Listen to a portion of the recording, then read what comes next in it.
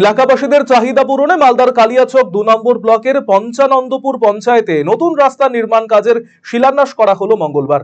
এদিন স্থানীয় লস্করিটোলা এলাকায় আয়োজিত অনুষ্ঠানে উপস্থিত ছিলেন মন্ত্রী সাবিনা ইয়াসমিন, বিডিও বিপ্রতিম বসাক, পঞ্চায়েত সমিতির সভাপতি অঞ্জলি মণ্ডল সহ অন্যান্যরা। উল্লেখ্য, পঞ্চানন্দপুর পঞ্চায়েতের লস্করিটোলা থেকে দামোদরটোলা চৌরাস্তা ঢালাই রাস্তা নির্মাণ করা হবে। এই জন্য উত্তরবঙ্গ উন্নয়ন দপ্তরের পক্ষ থেকে বরাদ্দ করা হয়েছে প্রায় ১,৭৫,০০,০০০ টাকা। বেহালি রাস্তার কারণে যাতায়াতের ক্ষেত্রে সমস্যায় পড়তে হচ্ছিল এলাকাবাসীদের। রাস্তা নির্মাণের উদ্যোগে খুশি স্থানীয়রা।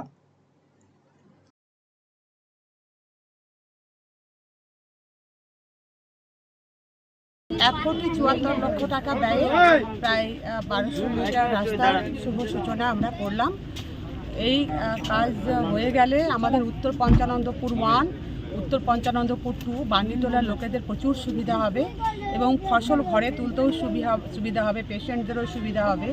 বিশেষ করে উত্তর পঞ্চানন্দপুর 1 মানুষেরা হাট, হসপিটাল, যোগাযোগের একটা বিরাট ক্ষেত্র তৈরি হবে এবং অনেকটাই পথ এটা দিয়ে গেলে অনেকটাই পথ কম ঘুরে যেতে হবে। কটা গ্রামের কত মানুষ উপকৃত হবে? প্রায় আপনি ধরে নেন 3টে অঞ্চলের মানুষ, ফুললি 3টে অঞ্চলের মানুষ উপকৃত হবে।